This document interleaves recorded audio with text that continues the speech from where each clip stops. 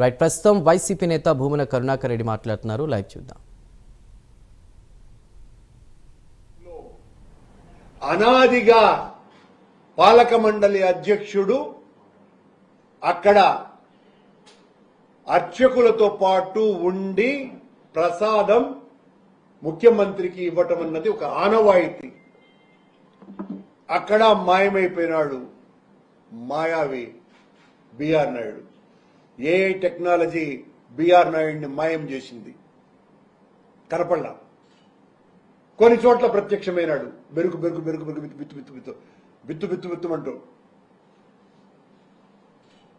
దీన్ని బట్టి చూస్తే అర్థమైంది ఏంటంటే, పదవి కోసమని బిఆర్ నాయుడు ఎంత అవమానం జరిగినా సరే లెక్క చెయ్యడు, అది ఆనందంగా భరిస్తాడు. పదవి ఉంటే చాలు. ఆయన అన్నాడు ఆ మధ్యన 20 రోజుల ముందు, ఈ పదవి నాకు లెక్కే లేదు అని. ఏమన్నా సిగ్గు లజ్జ ఉంటే వెంటనే రాజీనామా చేసి ఉండాలా. ఇలాంటి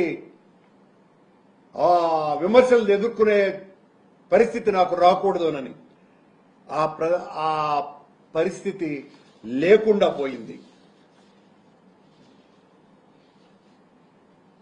నిజానికి చంద్రబాబు గారు ప్రవర్తన మరో రకంగా ఆలోచిస్తే ఒక అపరిచితునిలాగా జరిగింది. చంద్రబాబు గారి ప్రవర్తన కూడా నిన్న ఒకవైపున దూరం పెట్టినట్టుగానే ఉంది, మరోవైపున ఆయన వెనకే నక్కి నక్కి ఉన్నట్టుగా ఉంది.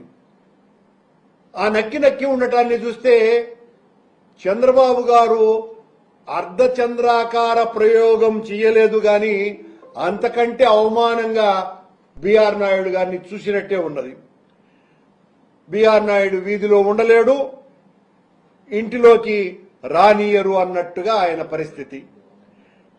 టీటీడీ చరిత్రలోనే ఇంత అవమానింపబడ్డటువంటి వ్యక్తి మొట్టమొదటి ఆఖరు అధ్యక్షుడు బిఆర్ నాయుడు గారే.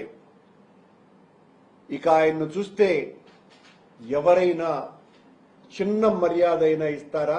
నిన్న జరిగినటువంటి సంఘటనతో, 20 రోజుల క్రితం జరిగిన సంఘటనతోనే బుద్ధుండేవాడు ఎవడైనా ఉంటే వెంటనే రాజీనామా చేసి ఉండాలా. ఈ శృంగార వీరుడికి ఇంత శృంగభంగమైన ఆయన చేష్టల మాటలలో ఆయన్ను పోలిస్తే పదవిలో ఉండాలనేటువంటి ఆయన తాపత్రయాన్ని చూస్తే ఎలా ఉంది అంటే, ఇంత నీచానికి ఎవరైనా ఒడిగట్టగలరానని. అధికారం లేని పదవి, ఆదరణ లేని ఉద్యోగుల మధ్య ఉండటం అన్నది ఎంత బాధాకరమైనటువంటి విషయం అంటే, చంద్రబాబు నాయుడు గారి బిఆర్ నాయుడు గారి వికృత చేష్టలలోనే ఆయన మాట్లాడేటువంటి మాటలతోనే పోల్చాలంటే మగువుల మధ్య మగతనం లేనోడు నిల్చున్నట్టున్నట్టే. ఇంతగా ఎవరూ ఆదరించినటువంటి మనుషుల మధ్య పదవిలో కొనసాగటం అంటే అంతకంటే అర్థం లేదు ఆయన మాటలలో. ఎందుకయ్యా తీసేయటానికేమో చంద్రబాబుకు భయం, యాడా ఈ బిఆర్ నాయుడు ఈ కూటమిలో ఉండేటువంటి లోపాలన్నీ బిఆర్ నాయుడు ఎక్కడెత్తుతాడో అనేటువంటి భయం. మింగలేక కక్కలేక ఉండేటట్టుగా ఉంది చంద్రబాబు నాయుడు గారి పరిస్థితి.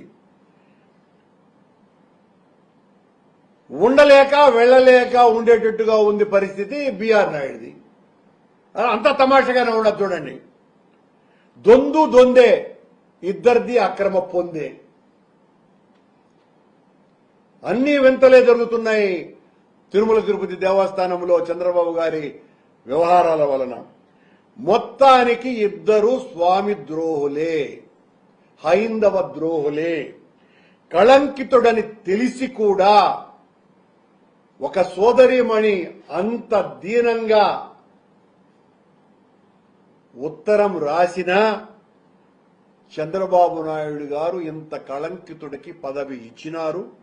అసమర్థుడనని అర్థమయ్యాక కూడా బిఆర్ నాయుడు అధ్యక్ష స్థానాన్ని అంటూ కూర్చునే ఉన్నాడు. నేను తొలగను అని మనల్ని బెదిరిస్తాడు. నేనెందుకు పోతాను రానని.